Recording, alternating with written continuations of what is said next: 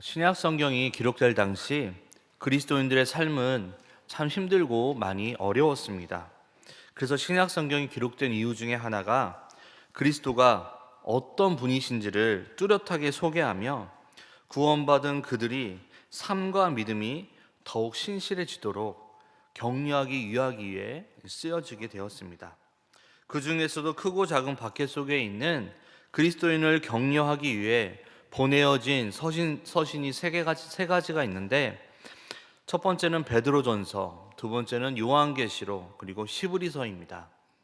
그런데 이 세 서신은 강조점이 조금씩 다릅니다.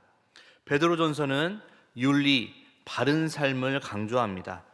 네로 황제의 무자비한 박해 속에서도 영생의 소망을 가진 그리스도인이 삶을 어떻게 살아야 되는지, 삶을 어떻게 바르게 살아야 되는지, 세상 사람들과 다른 가치관을 갖고 살아가는 것이 필요하다는 것을 베드로전서는 우리에게 말씀하고 있습니다.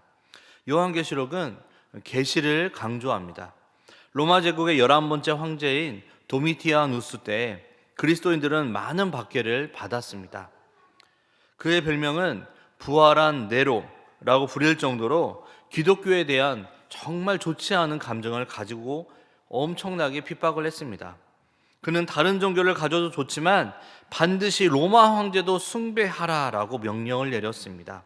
그것을 거역하면 재산이 몰수되었고 반역자로 여겨져서 목숨을 잃기도 했습니다. 황제 숭배가 다신교를 따르는 사람은 아무런 갈등이 없지만 유일신을 믿는 유대교와 기독교에는 아주 큰 걸림돌이 되었습니다. 그런데 유대교는 황제를 위한 기도를 함으로써 정명춘도를 피했고, 주님은 예수 그리스도 한 분밖에 없다고 믿었던 그리스도인들은 황제를 결코 주로 받아들일 수 없었습니다. 그래서 크리스찬들은 매우 심한 박해를 당했습니다. 그런 상황에 있는 교회를 격려하고 위로하며 미래의 승리를 바라보고 신앙의 절기를 지킬 것을 교훈하는 게 바로 요한계시록이고, 우리나라 초대교회에서도 이 요한계시록이 가장 많이 설교로 들려졌고 가장 많이 사람들이 좋아하는 성경이었습니다. 또한 마지막 히브리서는 그리스도와 그에 대한 믿음을 강조합니다. 특히 유대교를 믿는 유대인들이 그리스도를 믿는 유대인들을 박해했습니다. 그래서 그리스도를 강조합니다. 그리스도는 선지자보다 뛰어나시고 천사보다 뛰어나시고 이스라엘의 율법을 전한 모세보다도 뛰어나고 모든 제사장보다 더 뛰어나다라고 히브리서는 강조하고 있습니다. 우리의 인생이 고달프고 우리의 인생이 힘들 때 이 히브리서를 천천히 읽고 묵상하면 우리에게 굉장히 큰 위로와 힘이 되어질 것입니다. 어둠이 짙을수록 별빛이 빛나듯 우리의 삶의 길에 어둠의 그림자가 깊이 드리워지도록 히브리서는 더욱 용기와 소망으로 우리에게 다가옵니다. 오늘은 히브리서 3장 7에서 19절 말씀을 통해 이스라엘의 불신앙이라는 제목으로 크게 세 가지를 함께 살펴보겠습니다. 첫 번째는 광야에서의 불신앙이 등장합니다. 오늘 본문 7절은 이렇게 시작합니다. 그러므로, 오늘 본문이 이 히브리서 3장 1에서 6절을 다시 강조한다는 것이죠. 히브리서 3장 1에서 6절은 우리가 믿는 도리의 사도이시며 대제사장이신 예수를 깊이 생각하라 라는 권면과 더불어 예수 그리스도의 우월하심을 모세와 견주었습니다. 구체적으로 예수 그리스도가 집을 지은 분이라면 모세는 예수 그리스도에 의해서 지어진 집이라는 것입니다. 이것은 창조주와 피조물의 차이죠. 또한 예수 그리스도는 집을 맡은 아들로서 충성했다면 모세는 종으로 충성했습니다. 이것은 명령을 내리시는 분과 그 명령을 받는 사람의 차이입니다. 즉 예수님께서 세상적인 시선으로 볼 때 초라한 몫으로 오셨다 해도, 모세가 이스라엘 자손들에게 율법을 전한 사람이라 할지라도 그리스도와는 비교 자체가 불가능하다라는 것이죠. 이제 8절에 보니까 광야에서 시험하던 날에 거역하던 것 같이 너희 마음을 완고하게 하지 말라라고 말씀합니다. 이 말씀은 시편 95편 7에서 11절의 인용입니다. 그리고 이 말씀 앞부분에 성령이 이르신 바와 같이라는 말이 덧붙임으로 이 말씀을 반드시 그리고 꼭 자신의 삶에 적용하라고 권면하고 있는 겁니다. 이 말씀은 이스라엘 자손이 출애굽하여 르비딤에서 장막을 쳤을 때 있었던 사건, 출애굽기 17장을 배경으로 합니다. 그곳 르비딤에 마실 물이 없었습니다. 그때 이스라엘 자손들은 모세와 다투며 물을 달라고 했습니다. 그 다툼은 몸싸움을 뜻하는 것이었어요. 소리만 지른 게 아니라 몸싸움을 뜻하는 거였어요. 법정에서 시비를 가르는 것이기도 했습니다. 즉 이스라엘 자손들은 신체적인 위협이나 고소고발을 가리지 않고 오직 물을 달라고만 그들은 떼를 쓰고 있는 거예요. 그런데 출애굽기 17장 1절은 이렇게 증거합니다. 이스라엘 자손의 온 회중이 여호와의 명령대로 신 광야에서 떠나 그 노정대로 행하여 르비딤의 장막을 쳤으나 백성이 마실 물이 없는지라. 이스라엘 자손들은 르비딤으로 인도하시고 그곳에 장막을 치게 하신 분은요, 하나님이셨습니다. 그리고 그들이 이전에 장막을 쳤던 곳은 신광야였습니다. 거기에서 만나도 먹었습니다. 그런데 르비딤에서 모세와 다투었던 것은 모세가 자신들이 생각했던 것보다 좋지 못한 곳으로 데리고 왔다는 것이었죠. 시브리서 기자는 말합니다. 너희 마음을 완고하게 하지 말라. 즉 지금의 삶의 상황이 우리가 생각했던 것보다 더 못한다 할지라도 하나님을 원망하거나 하나님을 향해 고집부리지 말라는 겁니다. 그것은 지금 우리가 처해 있는 상황을 하나님께서는 결코 모르지 않다라는 것이죠. 9절에 거기서 너희 열조가 나를 시험하여 증언하고 40년 동안 나의 행사를 보았느니라. 이스라엘 자손들이 무리바에서만 하나님을 시험했던 게 아니었습니다. 민수기 13장에 의하면 하나님께서는 이스라엘 자손이 10번이나 시험했다고 합니다. 여러분 10이라는 숫자는 어떻습니까? 9보다는 많고요 11보다는 적습니다. 네. 그런데 여기서 말하는 열은요 그걸 의미하지 않고요 이 열은 가득 찬 수, 아주 많다라는 것을 뜻합니다. 이스라엘 자손은 10번일 뿐만 아니라 아주 많이 하나님을 끊임없이 원망하고 하나님을 끊임없이 시험했다는 거예요. 그들이 어떻게 400년 동안 노예살이 하던 애굽에서 나올 수 있었을까요? 그들이 독립운동을 했습니까? 아니면 자유인이 되기 위해 비용을 지불했습니까? 또 그들이 홍해를 어떻게 건넜습니까? 배를 타고 노를 저었나요? 아니면 헤엄을 쳤나요? 또 그들이 광야 40년 동안 어떻게 의식주를 해결했습니까? 농사를 지었습니까? 아니면 외국에서 수입했습니까? 생각하면 할수록 하나님의 은혜가 아닌 것이 없습니다. 그럼에도 그들은 자신의 생각과 다르다는 이유로 지금 여기까지 인도하신 에베네셀의 하나님께 감사하지 못했고 그 하나님을 시험했다라는 거예요. 그 결과가 어땠을까요? 10절에 그러므로 내가 이 세대에게 노하여 이르기를 그들이 항상 마음이 미혹되어 내 길을 알지 못하는도다 하였고, 어떤 사람이 목적지를 정확히 알고 있습니다. 그러나 가이드하는 사람, 안내자를 믿지 않습니다. 이 길 말고 내가 아는 길로 가겠다. 결국 목적지를 알고 있었지만 어떻게 됐을까요? 도착하지 못합니다. 이스라엘은 가나안이라는 목적지를 알고 있었지만 하나님의 말씀과 인도는 신뢰하지 못했어요. 그래서 하나님은 10절에 이렇게 말씀합니다. 그들은 항상 마음이 미혹되어 내 길을 알지 못하였다. 여러분, 그래서 우리에게는요 목적지를 아는 믿음이 아니라 그것을 인도하시는 인도자를 신뢰하는 믿음이 우리에게 필요하다는 것이죠. 이 미혹되다의 문자적인 뜻은 길을 잃다입니다. 그들은 길을 잃어버리고 말았습니다. 하나님께서는 세속적인 가치관의 길이 아니라 영원한 생명의 길로, 사람의 길이 아니라 하나님의 길로 인도하기를 원하셨습니다. 그런데 이스라엘 자손들은 세속적인 가치관의 길과 사람의 길을 고집하다가 그들은 길을 잃어버렸습니다. 당연한 현상이죠. 시브리서 기자는 우리는 우리 고집을 부리다 길을 잃지 말자라고 하고 있는 거예요. 최근에 교육자들과 부산에 다녀왔습니다. 저도 역시 대구에 살면서 부산에 좀 많이 다녀왔는데, 그래서 제가 부산에 보니까 부산에 제가 제일 많이 갔다 온 것 같아요. 그래서 부산 시내에서 운전을 제가 해야겠다 생각하고 운전자를 잡았습니다. 그런데 운전을 하면서 교육자들과 이런저런 이야기를 하다가 다른 길로 빠지고 말았어요. 분명히 내비게이션을 따라간다고 생각했고 제가 아는 길이라 생각했는데 내비게이션 따라가지 않고 내가 아는 길 고집하다가 결국 다른 길로 빠졌습니다. 정말 쉽게 갈 수 있는 길이고 빨리 갈 수 있던 길인데 오히려 돌아가가지고 막히는 길로 가서 한참 늦었던 기억이 있습니다. 왜 그랬을까요? 고집 부리다가 길을 잃어버린 것이죠. 11절, 내가 노하여 맹세한 바와 같이 그들은 내 안식에 들어오지 못하리라 하였느니라. 그들은 내 안식에 들어오지 못한다. 내가 그들을 내 안식에 들어오지 못하게 하고 말겠다라는 하나님의 의지가 있습니다.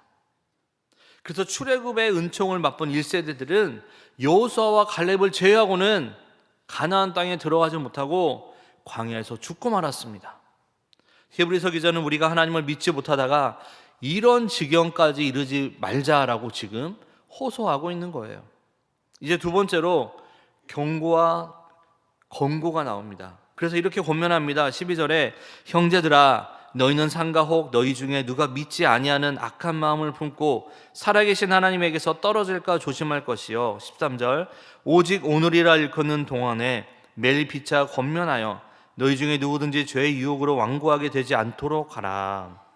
하나님의 은혜로 출애굽을 하였고 하나님의 역사로 광야길 40년 동안 걸으면서도 만나는 물로 의복이 헤어지지 않고 발이 부르트지 않았던 것을 경험하였던 이스라엘 자손이 가나안 땅에 들어가지 못한 것을 반면교사 삼으라는 것이죠. 그리고 악한 마음을 품으면 하나님으로부터 떨어진다라고 합니다. 그렇다면 이 악한 마음은 과연 무엇일까요? 믿음과 반대되는 마음, 즉 의심하는 마음입니다. 하나님께서 우리에게 요구하시는 건 무엇입니까, 여러분? 의심일까요? 믿음일까요? 믿음입니다. 이런 믿음이라는 것은요, 내 생각을 믿는 것이 아니에요. 어떤 어려움이나 역경 가운데서도 하나님의 선하신 뜻을 믿는 것입니다. 지금까지 인도해 주신 신실하신 하나님을 믿는다는 것이죠. 지금까지 인도하셨다면 하나님이 그냥 이제부터는 알아서 가라 그러실까요? 아닙니다. 지금까지 인도하신 하나님은 지금도 임마누엘로 함께 하시면서 인도하신다는 것이죠. 그럼 지금만 인도하시고 미래에는 인도하시지 않을까요? 아니라는 것이죠. 여호와 이레 하나님은 우리의 쓸 것을 미리 다 아시고 미리 준비하신다는 거예요. 과거와 현재 미래 하나님이 다 우리를 인도하신다는 것이죠. 그런데 신실하신 하나님을 믿지 못하는 것, 왜 그럴까요, 여러분? 나라고 하는 것이 너무 많기 때문에 그렇습니다. 내가 없어져야 되는데 나라고 하는 것이 남아있는 동안에는 내 생각과 현실이 다를 때마다 왜? 도대체 왜? 라는 의문이 끊임없이 제기할 것입니다. 우리는 결국 나라는 것이 완전히 없어지고 전적으로 하나님만 믿어야 하나님을 의심하지 않고 악한 마음을 가지지 않을 수 있다는 것이죠. 또한 죄의 유혹으로 완고하게 되지 않도록 하라고 경고합니다. 이 죄의 유혹은요, 우리를 완고하게 합니다. 처음에 죄를 지을 때 어때요, 여러분? 두려운 마음이 커요. 그러나 시간이 지날수록 그 두려움은 점점 작아지고 급기야 일상화하게 된다는 거죠. 그것은 두려움이 작아진 것이 아니라 하나님을 향한 마음이 완고해졌다는 것이죠. 그래서 느끼지 못한다는 것입니다. 여러분, 우리가 죄에 민감성이 있으면 어떻게 되는지 아세요? 하나님과 영성이 깊어진다고 해요. 14절, 우리가 시작할 때 확실한 것을 끝까지 견고히 잡고 있으면 그리스도와 함께 참여한 자가 되리라. 시작할 때 확신한 것은 처음 받았던 복음에 대한 믿음입니다. 그리스도의 삶에서 처음, 중간, 마지막 전부 다 중요합니다. 처음이 없다면요, 중간도 없고 마지막도 없습니다. 중간 과정이 없다면 성숙하지 못하게 될 것이고 그렇다면 근심거리가 될 것입니다. 최후에 웃는 자가 진짜 승리자다라는 격언이 있죠. 최후에 웃기 위해서는 어떻게 해야 될까요? 마지막에 가까워졌을 때 열심히 하면 될까요?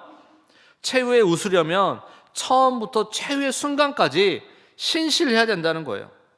그래서 최후에 웃는 자가 진짜 승리자라는 격언은 최후를 강조하는 것이 아니라 지금을 강조하는 말입니다.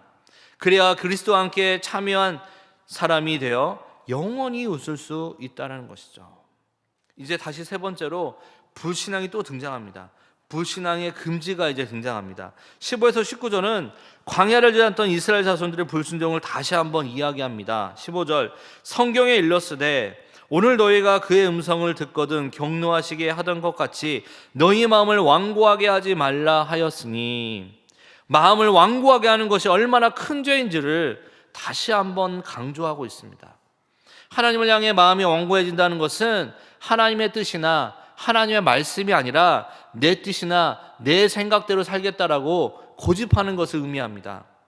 그것은 하나님을 인정하지 않고 자기 자신을 최고의 권위자로 여기는 것과 같다는 것이죠. 내 인생의 주인은 나라는 거예요. 주님이 아니라. 여러분, 자녀가 칠칠하게 행동하지 못할 수도 있고요, 공부를 잘하지 못할 수도 있습니다. 그것은 충분히 수용할 수 있어요. 그러나 그것과 부모를 부모로 인정하지 않고 자기 마음대로 살겠다는 것은요, 전혀 다른 이야기죠. 부모를 부모로 인정하지 않는 것은 부모로 하여금 경노하게 하는 것과 같다라는 것이죠. 우리가 하나님을 인정하지 않는 것도 마찬가지입니다, 여러분. 16절과 18절에서는 이스라엘 자손들이 얼마나 하나님을 경노하게 했는지를 삼중적으로 강조합니다. 16절에 보니까 듣고 경노하시게 하던 자가 누구냐? 모세를 따라 애굽에서 나온 모든 사람이 아니냐. 17절, 또 하나님이 40년 동안 누구에게 노하셨느냐? 그들의 시체가 광야에 엎드러진 범죄한 자에게가 아니냐.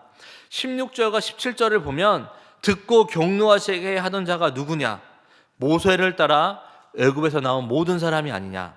또 하나님이 40년 동안 누구에게 노하셨느냐? 그들의 시체가 광야에 엎드러진 범죄한 자들에게 아니냐. 하나님을 경노케 한 자들 누구일까요, 여러분? 모세를 쫓아 애굽에서 나온 이스라엘 백성들이죠. 이들은 모두 하나님의 권능을 체험한 사람이었어요. 그러나 이들이 모세를 쫓아 출애굽을 했지만 처음 가진 그 확신을 끝까지 굳게 잡지 못했다는 것이죠. 홍해를 건넌 후에 가졌던 그 확신은 며칠 가지 못했습니다. 광야 생활에 접어들면서 많은 얼음을 부딪히게 되자 처음 작은 확신과 소망은 흔들렸습니다. 이건 우리의 상황도 마찬가지죠. 예배 시간 은혜 많이 받았어요. 수련회를 통해서 은혜 많이 받았어요. 부흥회 때 은혜 많이 받았어요. 며칠이나 갈까요? 하루 이틀, 길어야 일주일 안 갈 때도 많습니다, 여러분. 먹을 양식이 떨어지다 굶어 죽을 것 같은 두려움에 떨었습니다. 마실 물이 떨어지다 목이 타 죽을 것 같았습니다. 그 외에도 광야 생활이 길어지면서 얼마나 불편한 것이 많았겠습니까? 그들은 하나님과 하나님의 종을 원망하고 불평했습니다. 애굽에서 나온 것을 후회할 정도까지 됐습니다. 그래서 마음을 완고하게 하여 하나님을 대적했다는 것이죠. 그들의 불신앙이 가나안을 점탕한 후에 나타났습니다. 여호수아와 갈렙은 그 땅을 정복하고자 외쳤죠. 그러나 열둘 두령과 백성들은 하나님께 불순종했습니다. 가나안 땅에 들어가려 명령하신데도 불구하고 두려워서 가지 않겠다고 불순종하는 자들에게 진노하셨습니다. 여호수아와 갈렙을 제외한 단 한 사람도 가나안에 들어가지 못하게 하셨다는 것이죠.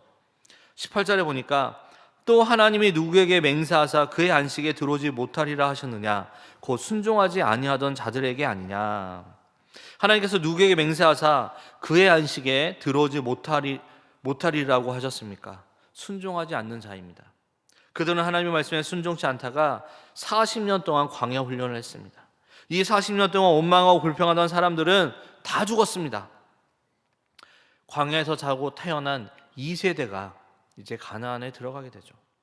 그러면 우리는 어떻게 해야 될까요?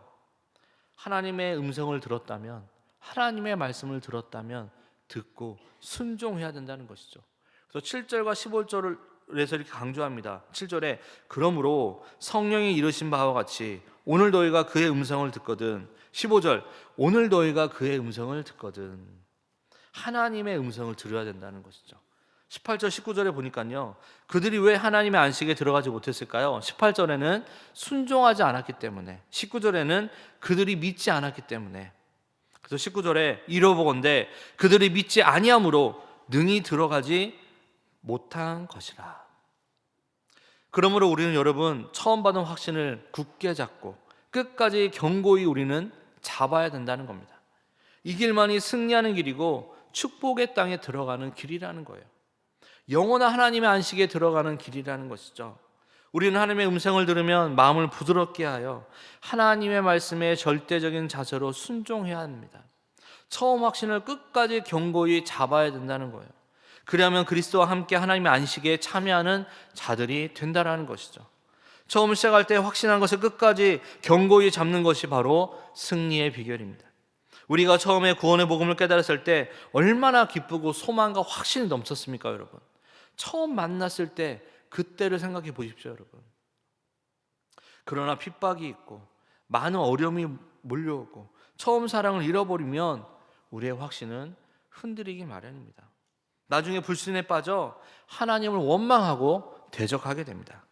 그러므로 우리는 처음 확신한 것을 끝까지 견고히 붙잡아야 된다는 거죠. 그리할 때 그리스도와 함께 하나님의 안식에 참여할 수 있다는 것입니다. 어떤 분은 왜 믿는데 문제는 끊이지 않을까? 왜 기도했는데 응답이 되지 않을까? 정말 그리스도께서 살아계실까? 나의 인생에 이렇게 중요한 때에 왜 도대체 침묵하실까? 어떤 경우에는 죄는 자기가 지으면서 책임은 하나님께 돌립니다. 짜증은 자기가 내면서 자기의 불행이 부모 탓이요 하나님 탓이라고 생각한다는 것이죠. 유혹은 자기가 미혹되면서 하나님과 예수님을 원망합니다. 하나님, 왜 내가 이런 죄에 빠지게 두셨습니까? 하나님, 왜 내가 이런 유혹을 받아야 합니까? 이런 사람들은 믿음을 잃어버리고 하나님의 진노를 쌓게 됩니다. 물론 여러분, 우리는요 죄의 유혹을 받을 수 있습니다. 그렇지만 하나님 앞에서 겸손하게 회개하고 돌이켜야 합니다. 벙어리 귀신 들린 아이의 아버지와 같이 mid나이다, 나의 믿음 없음을 도와주소서, 불쌍히 여기소서라고 기도해야 된다는 것이죠. 그리하면 하나님께서 모든 불신앙의 죄를 용서하시고 믿음을 더해 주신다는 거예요. 또 우리가 연약하여 죄에 빠진다 하더라도 하나님 앞에 겸손하게 나와 회개하면 하나님은 언제나 긍휼의 손길로 안아주십니다. 이게 바로 복음이라는 것입니다. 이 복음의 진리를 굳게 우리는 붙잡아야 되고 예수 그리스도의 그 사랑을 굳게 붙잡아야 합니다. 어떤 상황 속에도 그럼 우리는 흔들리지 않을 수 있습니다. 말씀을 맺겠습니다. 우리가 아무리 큰 기적을 체험해도 그 은혜가 한 달 이상은 가지 못합니다. 끊임없이 우리는 불신에 시달리며 우리는 마음이 완고해집니다. 또 죄의 유혹으로 인하여 마음이 또한 완고해지죠. 그러면 우리는 어떻게 해야 될까요? 처음 확신을 굳게 붙잡아야 된다는 것이죠. 견고히 지켜야 된다는 것이죠. 이를 위해 우리는 서로 피차 격려하고 권면하여 우리의 마음이 굳어지지 않도록 해야 된다는 것이죠. 사랑하는 여러분, 그래서 날마다 이 하나님의 말씀을 듣고 온 마음과 성품을 다하여 하나님을 사랑하고 하나님께 순종하는 여러분 모두가 되시기를 주의 이름으로 축원합니다. 기도하겠습니다. 하나님 아버지, 초대교회 때 믿음을 지키고 그리스도인을 살아가는 것은 참으로 어려웠습니다. 그들에게 주신 말씀이 오늘 우리에게도 들려주시는 하나님의 음성인 것을 알고 감사드립니다. 하나님의 말씀을 듣지 않고 세속적인 가치관의 길과 사람의 길을 고집했던 이스라엘 자손의 삶을 돌아보게 하여 주셔서 우리의 삶도 돌아보게 하여 주시고 날마다 하나님의 말씀을 듣고 말씀에 순종을 살아가는 우리 모두가 되게 하여 주시옵소서. 감사드리며 예수 그리스도 이름으로 기도하옵나이다. 아멘.